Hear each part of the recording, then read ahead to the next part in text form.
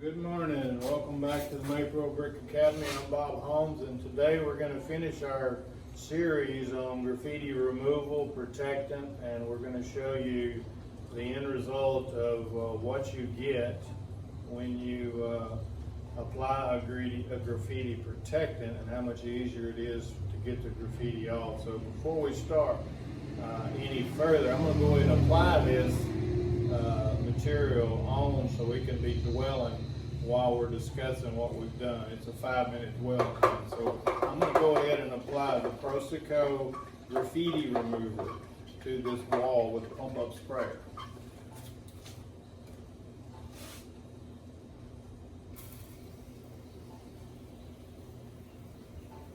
Bottom to the top, saturate it really well.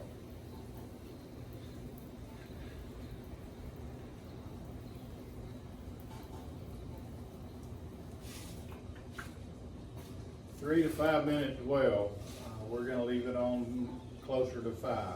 So what we've done to kind of recap where we've been on this journey was we started with the wall that was tagged untreated.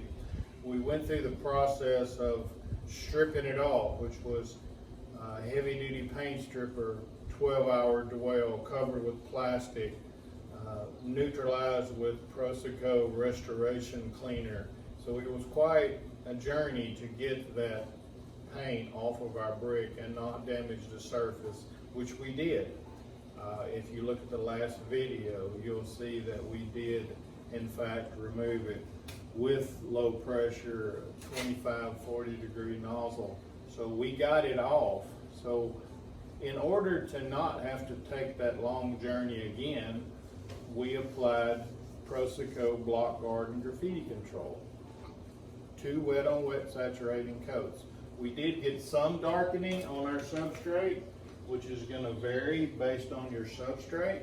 It's not always going to darken it the same. It depends on the color of the substrate and the porosity. But we did get some darkening, and we assumed we were going to. So by putting up a sample panel and gauging your darkness, you can figure out whether to break it at a corner, break it at a joint, or just do the whole wall, because it is a great water repellent. So after we applied our block guard graffiti control, we let it fully cure. It's been about 7 to 10 days. And then I came back yesterday and I re-tagged it with the same paint. And then this morning we're going to show you how these protective treatments benefit you.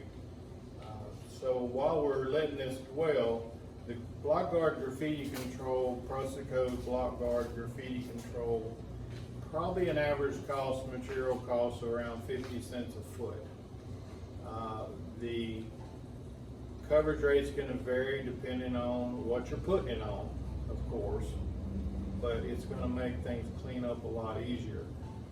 Also, when you remove the graffiti with the Proseco graffiti remover, it will not remove the block guard graffiti control, which is very important because we call that a non-sacrificial coating.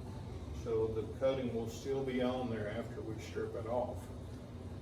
So these things that we're doing, so we went from a 12-hour dwell to a rinse to a neutralize. By applying the block guard, we're going to go to a spray application of a product with a 5-minute dwell, and hopefully we're going to get similar results.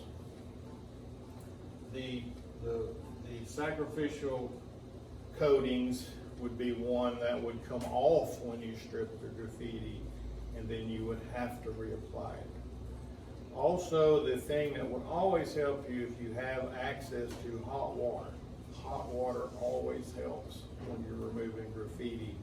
If you don't, you can work with it, but it is going to make for you a quicker job to have hot water. So we're almost to the point. We're going to strip this off, and then we're going to see what our results are, and then we'll end the video. So let me get my washer.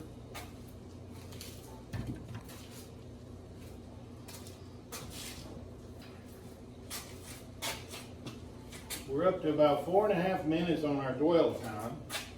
So I'm gonna go ahead and rinse it off, start to rinse it down and let it get down the wall so it doesn't shower me with it.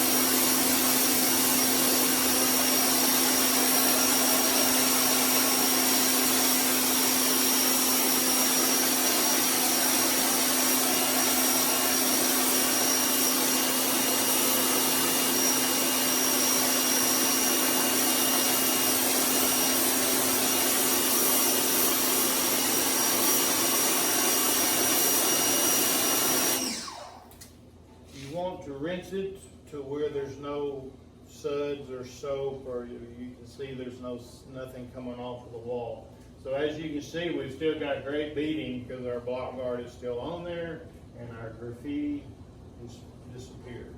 So that's how you cut down the amount of time and labor that's involved in the graffiti and help your building to not damage it when removing your graffiti. That's it from the On the Wall series at the Maypearl Brick Academy, and we'll see you next time.